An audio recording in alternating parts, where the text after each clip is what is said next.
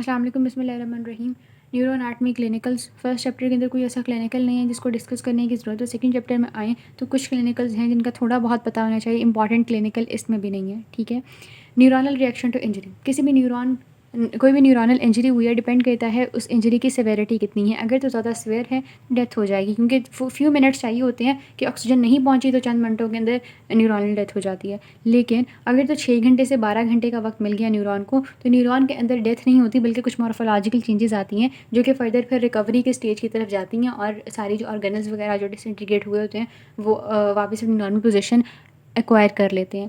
अब ये जो मॉर्फोलॉजिकल चेंजेस आती हैं इनकी बात करें तो यहाँ पर वो चेंजेस उन्होंने मेंशन की हुई हैं कि सेल की भी स्वेलिंग होती है, न्यूक्लियस उसका स्वेल कर जाता है, निसल ग्रैन्यूल्स जो होते हैं वो भी डिस्पर्स होकर तो साइटोप्लाज्म की पेरिफेरी की तरफ चले जाते हैं, न्यूक्लियस भी स्वेल होकर पेरिफेरी की तरफ चला जाता है, ठीक है। ये बातें उन्होंने अंदर लिखी हुई हैं। और फिर फर्दर अगर तो डेथ नहीं होती तो फर्दर ये चेंजेस सारी रिवर्स होने लग जाती हैं, ठीक है। सारी ऑर्गेनल्स अपनी वापस जगह पर आना शुरू हो जाती हैं। अगर तो डेथ हो जाती है तो फिर हाइपरक्रोमेटिज्म की स्टेट डेवलप होती है, न्यूक्लियर स्ट्रक्चर और साइटोप्लाज्म के स्ट्रक्चर्स और जो ऑर्गेनल्स वगैरह होती हैं वो सारी डिसइंटीग्रेट हुई होती हैं, और साइटोप्लाज्म जो होता है वो डार्क डाई से स्टेन कर रहा होता है। अब ये जो होता है, अगर तो डेथ हो गई है तो अब इसके बाद फेगोसाइटोसिस होनी है ना, तो सीएनएस और पीएनएस के अंदर डिफरेंट सेल्स हैं जो कि एज अ मैक्रोफेज एक्ट कर रहे होते हैं। सीएनएस के अंदर हमारे पास जो सेल मैक्रोफेज के तौर पे एक्ट कर रहे हैं वो माइक्रोग्लाइल सेल्स हैं, पीएनएस के अंदर रेटिकुलो एंडोथेलियल सिस्टम जो है वो हेल्प कर रहा होता है। फर्दर यहाँ पर वो हमें बता रहे हैं कि अगर एक्सॉन के पास कोई इंजरी हुई है, एक्सॉन कट हो गया, तो डिपेंड करता है कि एक सेल बॉडी से करीब इंजरी हुई है या दूर। अगर तो सेल बॉडी के करीब हुई है तो ज़्यादा डिजेनरेटिव चेंजेस आएंगी, और चेंजेस जो होती हैं 24 से 48 आवर्स के दरमियान जो होती हैं अपेयर होना शुरू हो जाती हैं, और वही सारी जो होती हैं स्वेलिंग होगी, डिस्पर्जन होगी, और निसल ग्रैन्यूल्स वाली बातें उन्होंने यहाँ पर बताई हुई हैं। सारी चेंजेस जो हैं 12 डेज़ के अंदर अपनी मैक्सिमम पर रीच कर जाती हैं। पीएनएस के अंदर रीजनरेशन के अटैम्प्ट्स किए जाते हैं, लेकिन सीएनएस के अंदर रीजनरेशन नहीं होती। लेकिन यहाँ पर फिर वो एक और बात बता रहे हैं कि अगर पेरिफेरल एक्सॉन्स है ना तो उनके अंदर डिजेनरेटिव चेंजेस होती हैं, लेकिन अगर सेंट्रल एक्सॉन्स हैं तो उनके अंदर डिजेनरेटिव चेंजेस नहीं होती, डिजीज़ अगर कोई इन्हें डिस्ट्रॉय कर रही है, ठीक है। न्यूरोग्लियर रिएक्शन टू इंजरी, कोई भी मसला है मतलब वेस्कुलर ऑक्लूजन है या फिर फिजिकल ट्रॉमा है तो उसकी वजह से न्यूरोग्लियल सेल्स की इंजरी हो जाती है। अब इसकी इंजरी की वजह से क्या होता है कि जो एस्ट्रोसाइट्स होते हैं स्पेशली वो उनकी मतलब डिवीजन स्टार्ट हो जाती है, और उनकी प्रोलिफरेशन को हम कह रहे होते हैं कि एस्ट्रोसाइटोसिस है, ग्लायोसिस है। अब ये प्रोलिफरेट इस वजह से नहीं कर रहे होते कि जो सेल्स डिस्ट्रॉय हो गए इंजरी के हम उनके लिए कंपनसेशन क्रिएट कर लें, बल्कि ये लोग प्रोलिफरेट इसलिए कर रहे होते हैं ताकि वो एक ग्लायोटिक स्कार बना दें, ठीक है। और इसे हम कह रहे होते हैं कि ये न्यूरोग्लियल रिएक्शन है इंजरी के रिस्पॉन्स में, कि एस्ट्रोसाइट्स डिवाइड करके एक स्कार बना देते हैं। तो हम डिफरेंट डिजीज़ वगैरह के अंदर या फोकल एपिलेप्सी के पेशेंट की बात कर रहे हैं कि उनके पास बहुत बड़ा एक ग्लायोटिक स्कार प्रेजेंट होता है। फिर हम स्कार को भी सर्जिकली एक्सरसाइज करते हैं, ताकि हम इस तरह से एक्सरसाइज करते हैं कि हम पीछे थोड़े से थोड़ा ग्लायल रिएक्शन होने दें, ठीक है। अच्छा, थर्ड चैप्टर में से जिसका पता होना चाहिए वो हर्पेस जोस्टर या शिंगल्स के केस में क्या होता है कि अगर किसी के बचपन में चिकन पॉक्स हुए थे तो ओल्ड एज में 50+ या 60+ में उसके साथ क्या हो सकता है कि वायरस दोबारा रीएक्टिवेट कर जाए, वो डोर्सल रूट गैंग्लियन और जो सेंसरी गैंग्लियन होता है क्रेनियल नर्व का, उसको इफ़ेक्ट कर रहा होता है, ठीक है। और इसकी वजह से क्या होता है कि इन्फ्लेमेशन और डिजनरेशन स्टार्ट हो जाती है सेंसरी न्यूरॉन की, और पर्टिकुलर डर्माटोम या मायोटोम पर वेजिकल्स से बनने शुरू हो जाते हैं, स्किन की इन्फ्लेमेशन होने लग जाती है, ठीक है। और इट्स हाईली पेनफुल कंडीशन, यानी स्किन के ऊपर वो जो वेजिकल्स बने थे वो फिर कुछ दिनों बाद स्किन पे ऊपर एरप्ट करने लग जाते हैं। फिर चैप्टर नंबर 4 के अंदर एंटीरियर ट्रैक की इंजरीज आ जाती हैं। इसमें क्या है कि अगर तो आपको ट्रैक का पता है, अगर तो आपको उसकी डिकसेशन का पता इन्फॉर्मेशन है, अगर उसके फंक्शन की इन्फॉर्मेशन है तो ये कोई मसला ही नहीं है इसकी injuries. Lateral spinothalamic track decussate करता है, यानी लॉस होगा कॉन्ट्रालेटरल।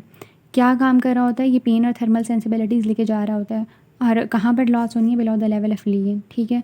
तो पेन को कैसे चेक कर रहे होते हैं, पेन प्रिक टेस्ट से नहीं रिस्पॉन्ड कर रहा होगा। थर्मल सेंसेशन कैसे चेक करते हैं कि ठंडा है गर्म कुछ पकड़ा के या टच करके, तो नहीं से पता लग रहा होगा। एंटीरियर स्पाइनोथैलेमिक ट्रैक जो होता है उस पर भी डीक सेट करता है, तो कॉन्ट्रालेटरल लॉस होगा, below the level of ligand होगा, और ये किस चीज़ का होगा, टच और प्रेशर सेंसिबिलिटीज़ का, जो कि एंटीरियर स्पाइनोथैलेमिक ट्रैक की जिम्मेदारी है।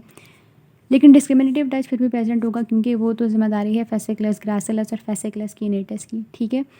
अब इसमें हम लाइट टच अगर कर रहे हैं with the help of cotton, या फिर हम कोई ब्लंट ऑब्जेक्ट से टच कर रहे हैं, दोनों केस में कोई रिस्पॉन्ड नहीं करेगा पेशेंट।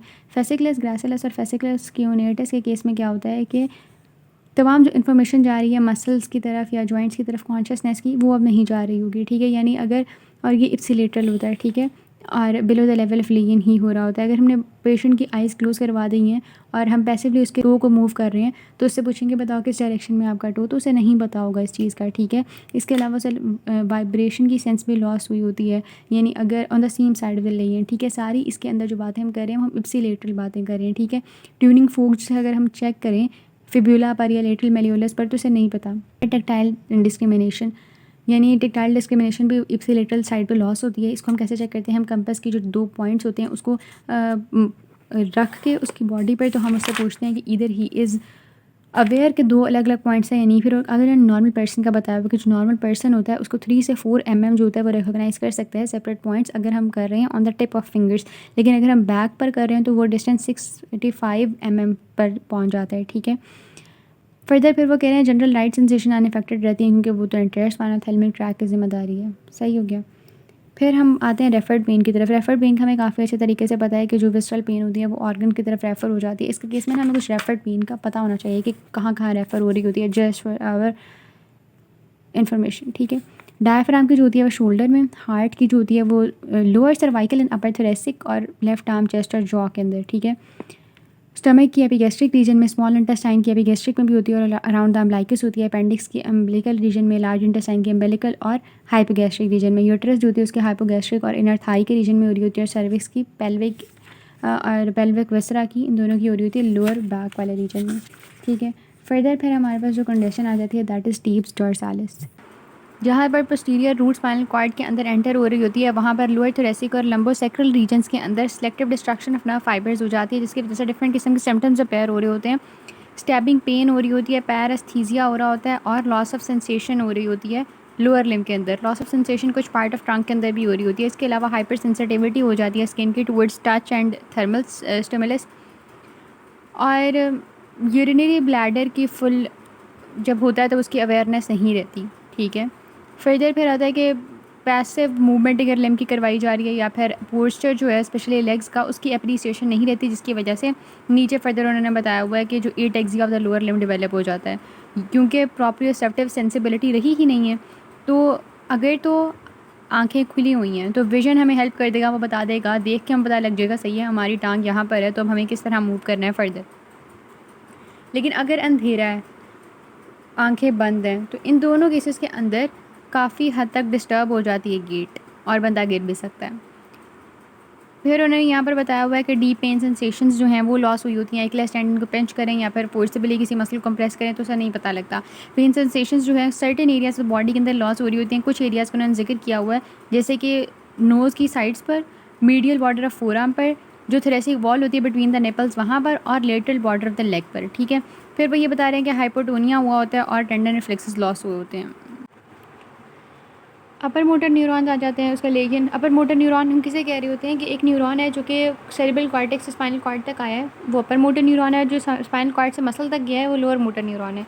अपर मोटर न्यूरॉन लेन के केस में बेबेंस्की साइन जो होता है वो प्रेजेंट होता है और एब्डोमिनल रिफ्लेक्सेस जो होते हैं वो नहीं प्रेजेंट होते। क्रीमेस्टेरिक रिफ्लेक्स भी नहीं प्रेजेंट होता और फाइन स्केल्ड वॉलंटरी मूवमेंट्स भी नहीं प्रेजेंट होती।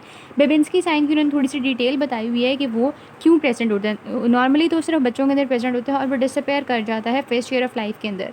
तो एक्सप्लेनेशन उन्होंने ये बताई हुई है कि कॉर्टिको स्पाइनल ट्रैक्ट जो होता है उसने तो planter flexion of the toes produce करवानी होती है, ठीक है। ये बिग टो है, बाकी सारे टोज़ हैं, हम इस तरह करके लेके आ रहे होते हैं सोल ऑफ द फुट पर पॉइंटर को या किसी चीज़ को बेबेंस्की टेस्ट परफॉर्म करने के लिए। तो इसके केस में नॉर्मली होना चाहिए कि सारे टोज़ प्लांटर फ्लेक्स करें, पर बेबेंस्की साइन क्या होता है, एक टो होता है वो डोर्सी फ्लेक्स करता है और बाकी सारे टोज़ जो है वो फ़ैन आउट करते हैं, ठीक है। अब वो बता रहे हैं कि ऐसा क्यों हो रहा होता है। ऐसा इसलिए हो रहा होता है कि नॉर्मली तो प्लांटर फ्लेक्शन करवानी थी कॉर्टिको स्पाइनल ट्रैक्ट ने, पर जब कॉर्टिको स्पाइनल ट्रैक्ट प्रेजेंट नहीं है तो बाकी जो ट्रैक्ट्स हैं उनका इफेक्ट शो हो रहा है कि बाकी ट्रैक्ट्स की वजह से ये डोर्सी फ्लेक्स कर रहा है और ये फ़ैन आउट कर रही हैं due to the withdrawal reflex. क्योंकि हमारे पास ये स्टिमुलस इधर आया है तो इसके स्टिमुलस से अवे मूव करेगी सारी चीज़ें, ठीक है। तो it's because of the withdrawal reflex. Basically उन्होंने डिसेंडिंग ट्रैक्ट्स को पायरामिडल और एक्स्ट्रा पायरामिडल में डिवाइड किया हुआ है जिसमें कॉर्टिको स्पाइनल को पायरामिडल और बाकी सारों को एक्स्ट्रा पायरामिडल ट्रैक्ट्स कहते हैं। तो उनके केस में स्वेयर पैरालिसिस हो जाता है लेकिन मस्कुलर एट्रोफी नहीं हो रही होती। लेकिन अगर डिसयूज़ करेंगे तो फिर मस्कुलर एट्रोफी हो जाएगी। हाइपरटोनिसिटी वहाँ पर प्रेजेंट होती है लोअर लिम्ब के अंदर एक्सटेंशन मेंटेन की जा रही होती है और अपर लिम्ब के अंदर फ्लेक्शन को मेंटेन किया जा रहा होता है इस हाइपरटोनिसिटी या स्पैस्टिसिटी के केस में, ठीक है। डीप मसल रिफ्लेक्सेस बहुत एग्जैजरेटेड होते हैं, क्लोनस प्रेजेंट होता है।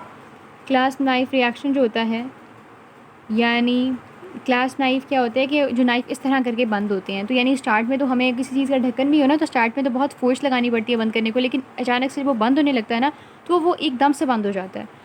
तो इसी तरह जॉइंट की मूवमेंट होती है। अगर जॉइंट की मूवमेंट करवानी है, पहले तो हम जोर लगा रहे होंगे कि जॉइंट मूव करते हैं, लेकिन जब वो मूव किया तो इस तरह करके मूव किया एकदम से, तो क्लास नाइफ रिएक्शन प्रेजेंट होता है, ठीक है। अच्छा, पायरामिडल और पायरामिडल दोनों ट्रैक्ट्स इन्वॉल्व होते हैं, क्योंकि एक का काम है मसल टोन को इंक्रीज़ कराना और एक्स्ट्रा पायरामिडल का काम है मसल टोन को इनहिबिट करवाना, ठीक है। तो दोनों के दरमियान अगर बैलेंस है तो इसका मतलब ये है कि सारी चीज़ें नॉर्मल चल रही हैं, पर अगर बैलेंस नहीं है तो इसका मतलब कोई प्रॉब्लम है। प्रॉब्लम है यानी दोनों ट्रैक्ट्स इन्वॉल्व हैं, एक्स्ट्रा पायरामिडल और पायरामिडल।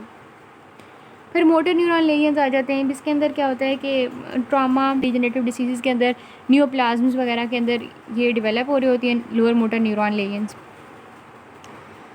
फ्लैसिड पैरालिसिस होता है, इसके अंदर मसल्स की एट्रोफी हो रही होती है और तमाम रिफ्लेक्सेस लॉस हो रही होती हैं और मस्कुलर फैसिकलाइजेशन हो रही होती है, यानी मसल की ट्विचिंग हो रही होती है जो कि हम देख सकते हैं। मस्कुलर कॉन्ट्रैक्चर प्रेजेंट होता है, यानी पैरालाइज मसल की शॉर्टनिंग हो रही होती है। टाइप्स ऑफ पैरालिसिस दिए हुए हैं, जैसे उन्होंने हर टर्म को डिफाइन ही किया हुआ है, इन टर्म्स का पता होना चाहिए। हेमीप्लीजिया एक साइड को कह रहे होते हैं पैरालिसिस को, मोनोप्लीजिया एक लिम्ब को कह रहे होते हैं, डायप्लीजिया दो करस्पॉन्डिंग लिम्स को, वेराप्लीजिया दो लिम्स को और क्वाड्रिप्लीजिया चारों लिम्स की बात हो रही होती है, ठीक है।